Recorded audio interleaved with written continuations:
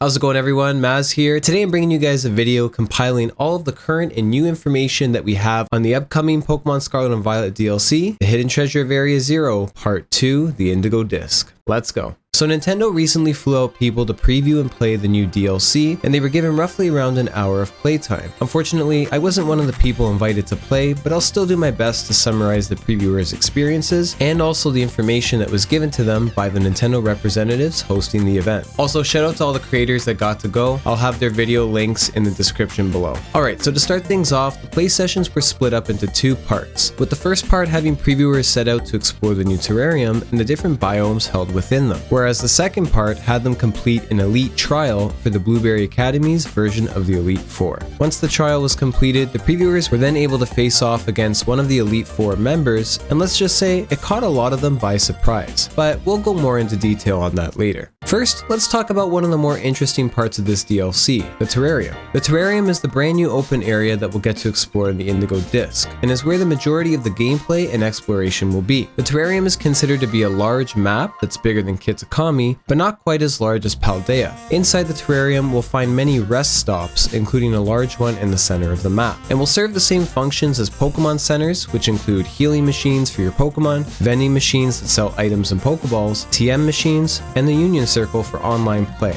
And if you notice, Nurse Joy's nowhere to be found. I wonder where she went. Now, as expected, the terrarium will be littered with plenty of items, including new TMs such as Supercharged Cell, Psychic Noise, and Hard Press, while also seeing the return of familiar TMs like Expanding Force, Triple Axle, Meteor Beam, and Scorching Sands. Among these items, we'll also find Terra Shards scattered around too. What's interesting is that picking up a shard now seems to give you large quantities at a time, rather than just a couple, which is a nice touch that I think is going to help reduce the grind of changing your Pokemon's Terra type. And quickly on the topic of terastallizing our Pokemon, we do know that along with the 18 Terra types available to us, there will be a special 19th type that is somehow linked to the Pokemon Terapagos. Although we don't really know much about this right now, as this wasn't mentioned in the previews. Now the map itself is split up into 4 habitats, with each area having a unique setting that will contain a variety of many different Pokemon. The polar biome is a cold, snowy wasteland with frozen bodies of water, and you can expect to see plenty of different ice and water type Pokemon like Lapras, Seal, Beartick, Alolan Sandshrew, and some interesting ones like Duraludon, Golurk, and Beldum, to name a few. The Savannah biome, on the other hand, is a dry field and desert-like area with a mix of several different Pokemon like Dodrio, Trapinch, Smeargle, Rhyhorn, and even Cantonian Tauros. But the Pokemon that I'm personally most excited for is Blitzel and Zebstrika. I mean, they haven't been catchable in the wild since Omega Ruby and Alpha Sapphire, so it's really nice to see them back.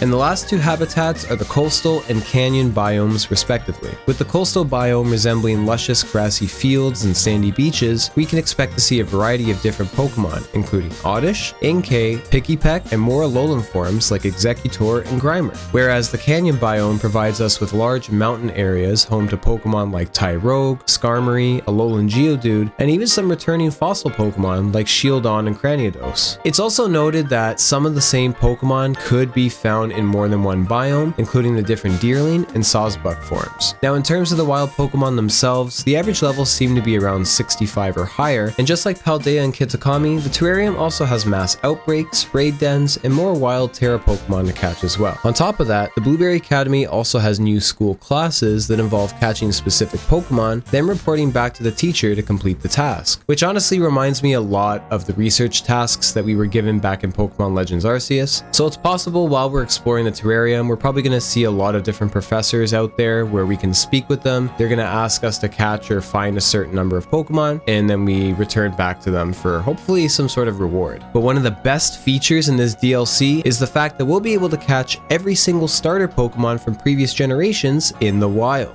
This was confirmed when Nintendo released that Indigo Disk trailer, and honestly, it's one of the main things I'm excited for. I just think it's awesome that we'll be able to encounter all the different starters again, giving us a chance to shiny hunt them too. And while this is a great feature, it's important to note that the previewers did not manage to run into any starters during their playthroughs, which to me says that we're either going to need to complete a certain number of tasks, or it's possible we just need to get to a certain point and progress through the story in order for them to start appearing. Along with many returning Pokemon coming with this DLC, we will of course see some brand new Pokemon and evolutions as well, some of which have already been revealed to us, like the Duraludon evolution, the new Paradox Pokemon, and the legendary Terapagos. But without a doubt, there's likely to be some new Pokemon that haven't been revealed to us just yet. Now, while there are plenty of wild Pokemon to catch, the Blueberry Academy is also heavily centered around Pokemon battles, but more specifically, double battles. Most, if not all, trainer battles will be in the double battle format, which is honestly a very nice change of pace and reminds me of a certain Pokemon game that I'd love to see remade someday. Seriously, please? Apparently, there will be many trainers to battle throughout the terrarium, with strong Pokemon teams in the level 60s and higher, while some trainers will provide an extra challenge, having teams of level 70s. Now, speaking of trainer battles, the Blueberry Academy also offers their own version of the Elite Four, known as the BB League.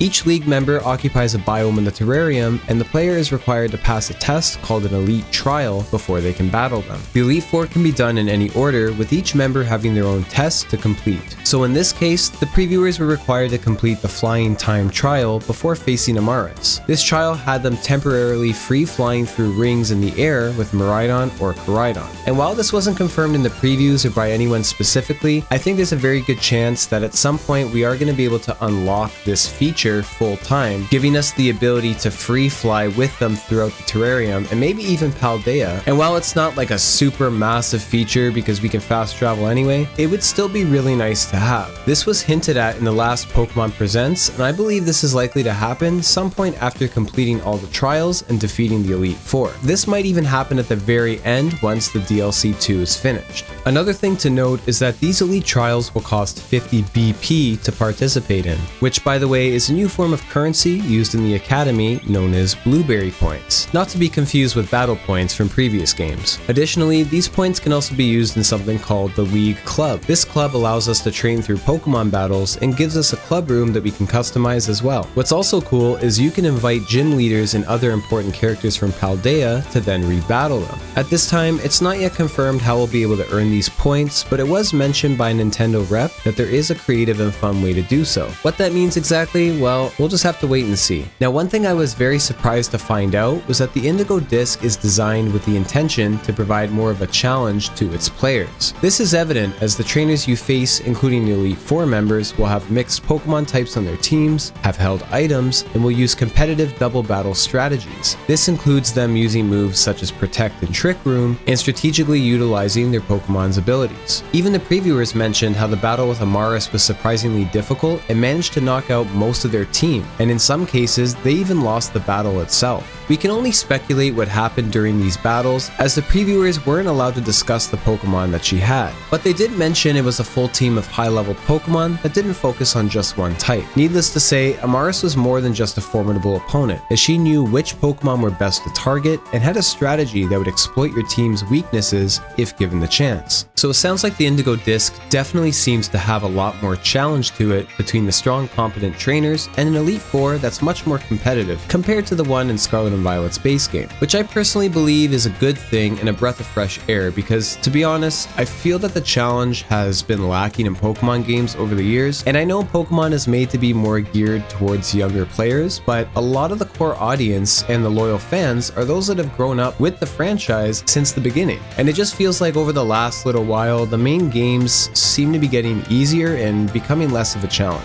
Now, I'm not saying that the Pokemon games that we have now aren't good or any less fun, because I'll always be a huge Pokemon fan, and I still enjoy every game to this day. I know not everyone cares about challenge in their games, but having the option to increase the difficulty wouldn't be a bad idea in the future either. I mean, Pokemon Black and White 2 did it, and those games were great. To me, those are probably the last true challenging Pokemon games that I've played. I just think a little bit more challenge could go a long way in making Pokemon games great rather than just good. So the fact that the Indigo Disk seems to be more battle focused with an increase in difficulty is pretty exciting to me, and I think it's a step in the right direction. But hey, that's just my opinion and how I feel about things. Let me know if you agree or not in the comments below. Now let's just talk about a few more things before we get to the end of this video. Now in terms of character customization, you do get your own Blueberry Academy uniform, and there are different versions you can wear for each season, similar to the Uva and Naranja uniforms we get in the base game. It's unknown at this time if we'll get any other outfits or accessories aside from just the school uniforms, but hopefully we do, because I thought the Teal Mask DLC did a pretty good job with that by introducing a bunch of different festival outfits, masks, and other accessories. Now when it comes to the music, it looks like we're in for another treat, as new remixes of the Overworld, Wild Encounters, and battle themes were all heard during the previews. The music was so good, in fact, that it was praised by many of the previewers, and it was even mentioned how some of the themes sounded familiar to past Pokemon games, specifically in the Unova region, which would make a lot of sense considering that is where the Blueberry Academy is located. This to me is great news because Pokemon music, as we know, is such a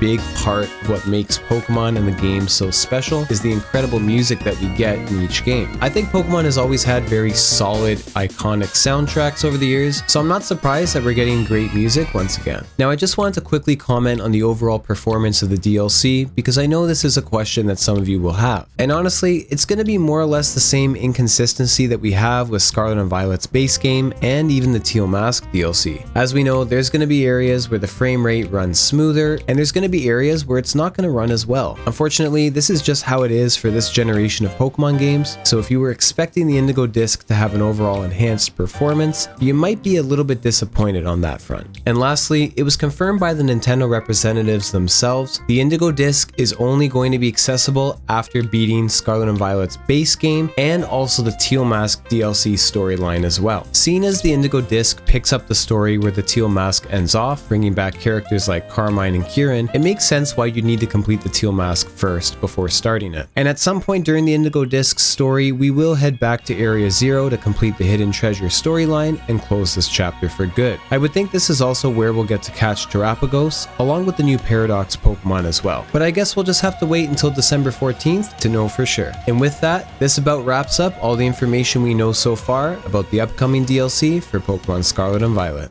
I hope you all enjoyed the video and found it informative. If you did, I'd honestly appreciate you giving the video a like, and if you're interested in more Pokemon and Nintendo related content, feel free to hit that subscribe button as well, as I will be making a lot of content on the Indigo Disk once it's released. Thank you all so much for watching, take care of yourselves, and I'll see you in the next video.